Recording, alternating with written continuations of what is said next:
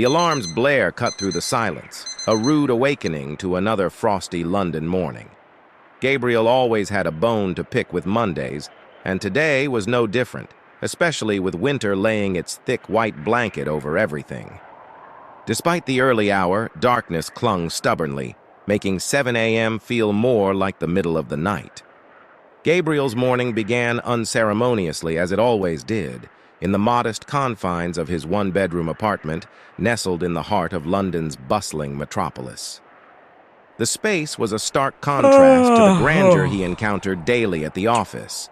His home, though clean and organized, bore the wear of years and a budget stretched thin. The furniture, a collection of second-hand pieces and budget finds, told a story of practicality over luxury.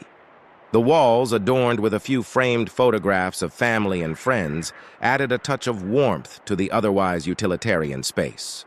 With the swift precision of a samurai, he killed the alarm, an instinctive act of defiance, and attempted to immerse himself under the pillow.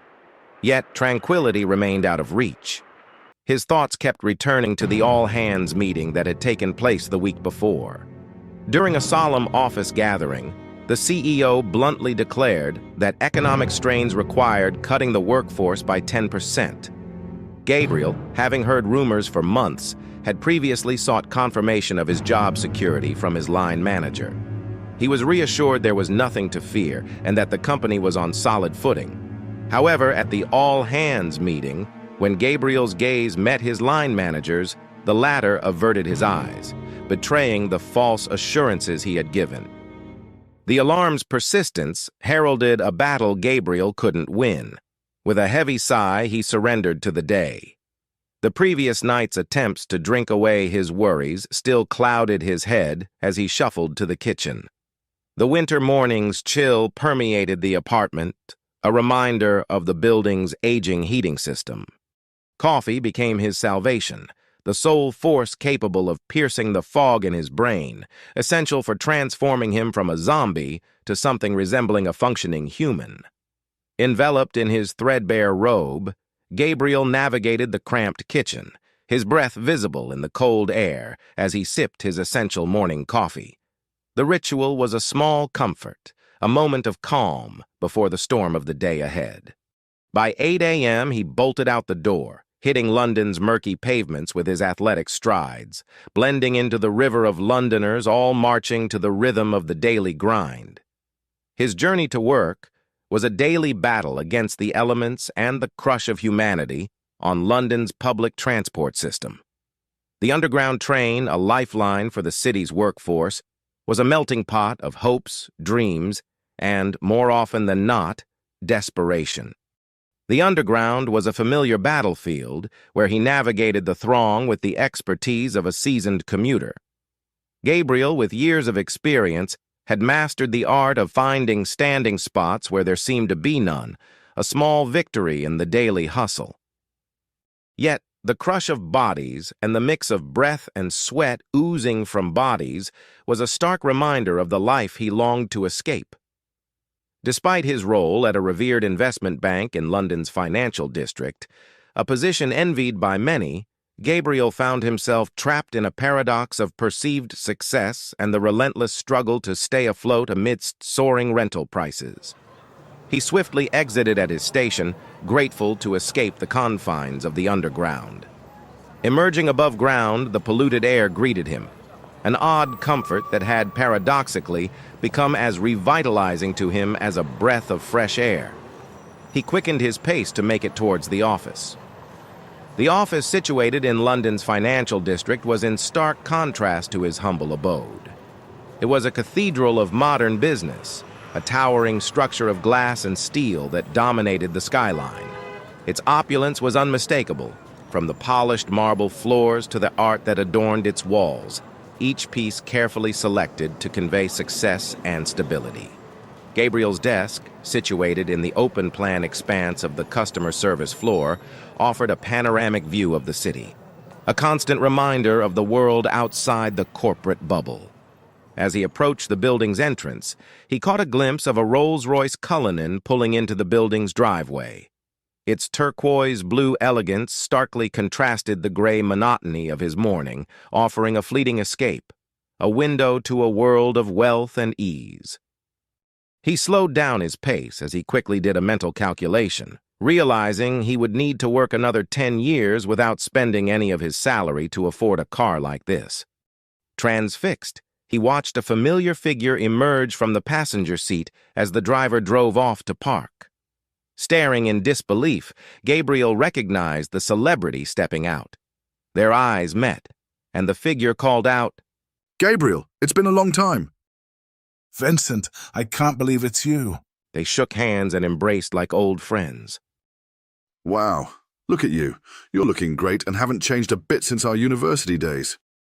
Gabriel, trying hard to conceal his astonishment at Vincent's display of wealth, responded shyly, "And you're not looking too bad yourself." Vincent casually mentioned he had to attend a meeting with the CEO of Gabriel's investment firm, a revelation that left Gabriel utterly astonished. Despite years of service at the firm, Gabriel had never had the opportunity to meet the CEO, given the 4 layers of management that stood between them. "Just give me your number, and I'll call you after the meeting." Gabriel quickly recited his number, and after exchanging pleasantries, they parted ways. His colleagues arriving for work were visibly puzzled, wondering how he knew this multimillionaire. The curiosity was clear on their faces. Gabriel, brushing off their questions, swiftly headed to the building's 4th floor. Their brief exchange was short but stirring, leaving Gabriel with a mix of admiration and introspection. Vincent's promise of a call was a glimmer of something different, something more than his mundane daily routine. He kept on pondering about this morning's encounter as he made his way to the office kitchen for another round of coffee. Upon returning to his seat, he noticed that the CEO had sent another email instructing all employees to assemble at 11 a.m. The reality of his precarious situation at the firm quickly reclaimed him. The office was abuzz with anxiety over another sudden meeting.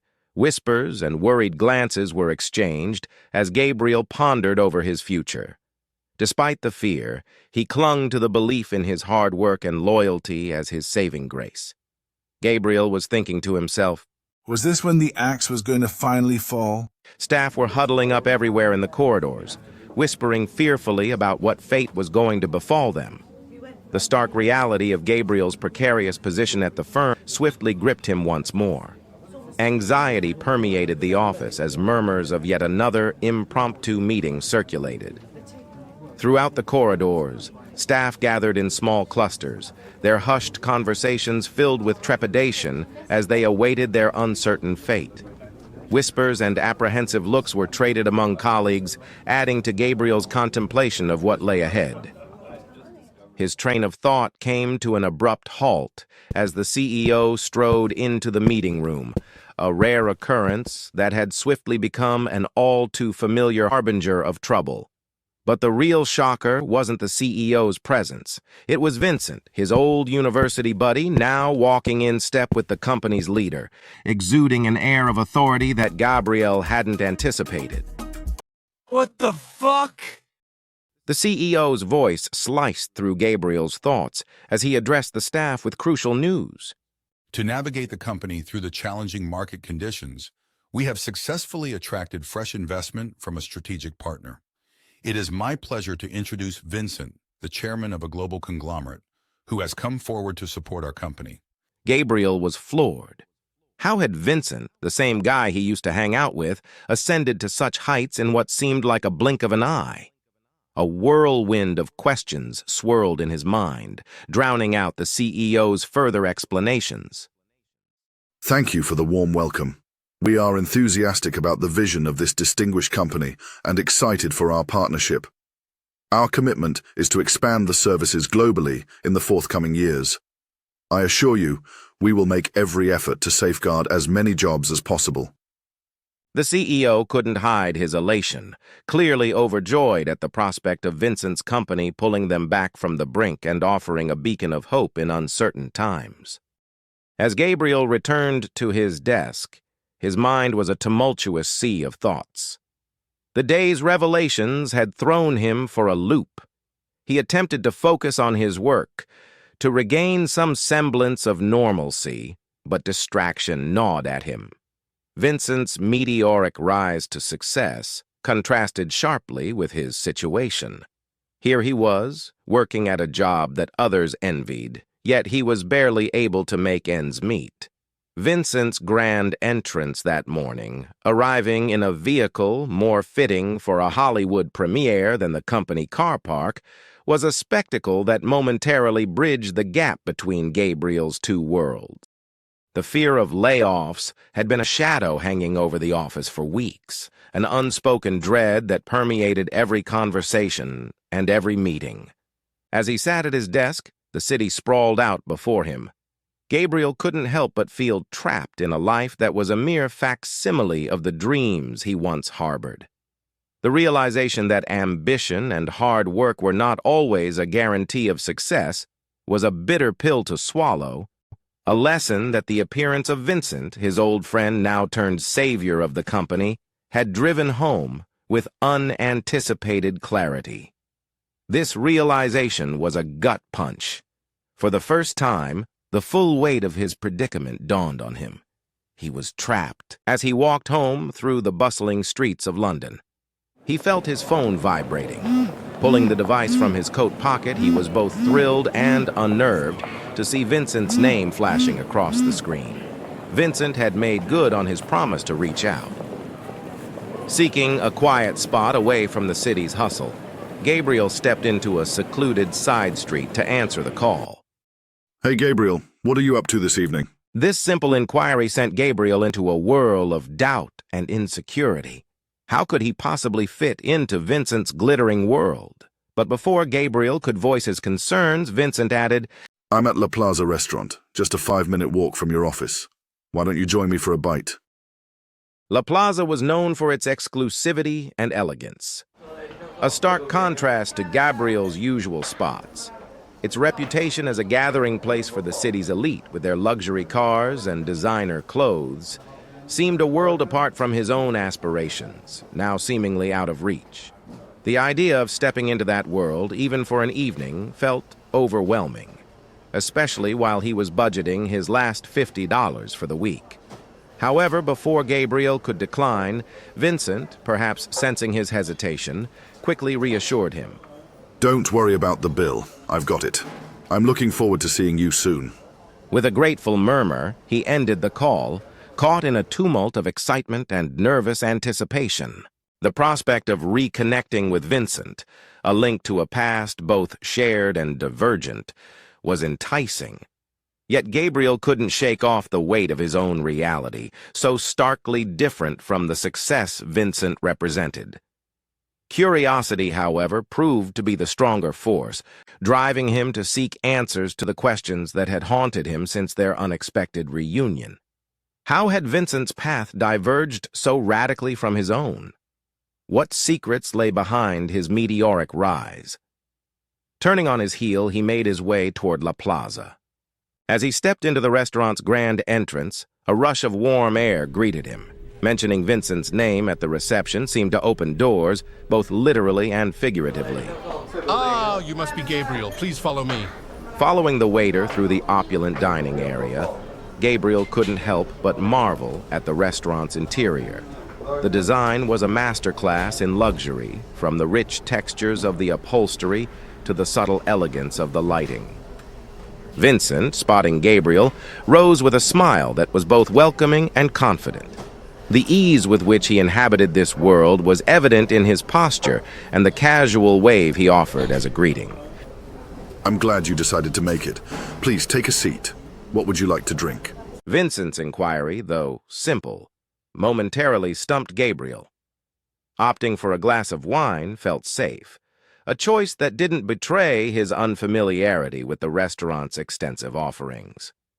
The waiter's prompt departure, upon Vincent's request for My usual.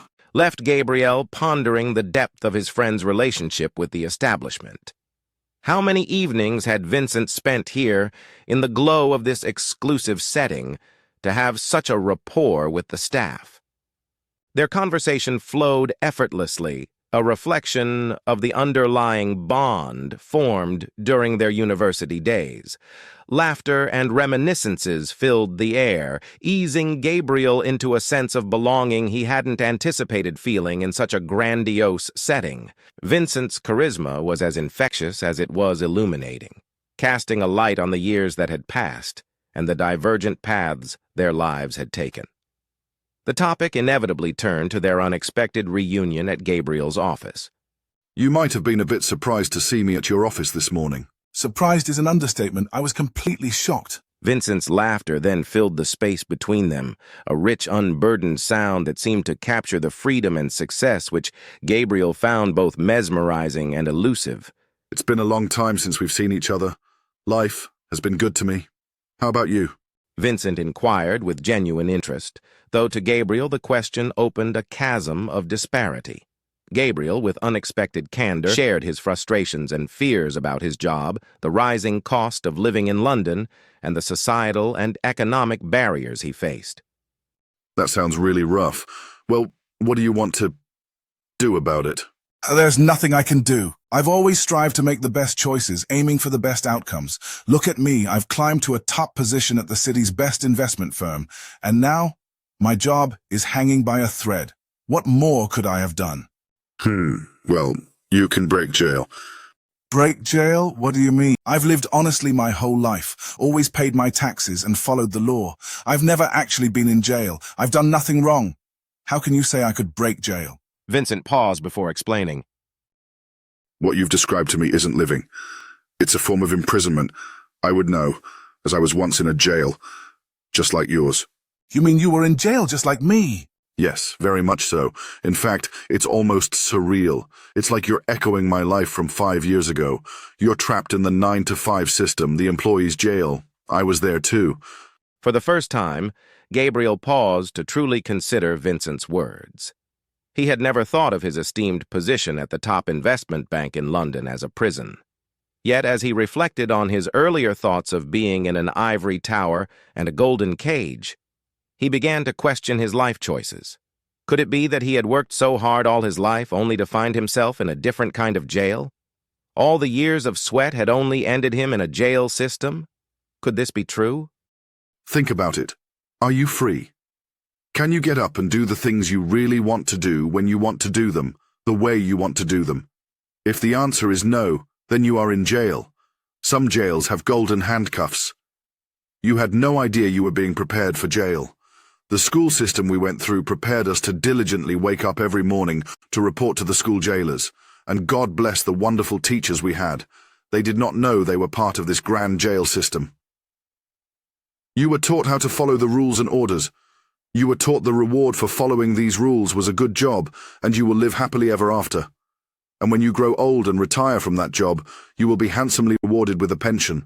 As Gabriel reflected on his life, he knew somewhere deep down that what Vincent was saying was true, even though it was hard to admit. So you left the jail system?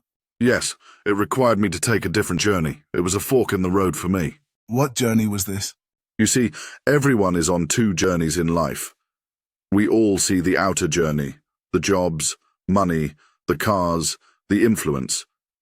But there is a second journey that is actually the true journey. That is the journey within.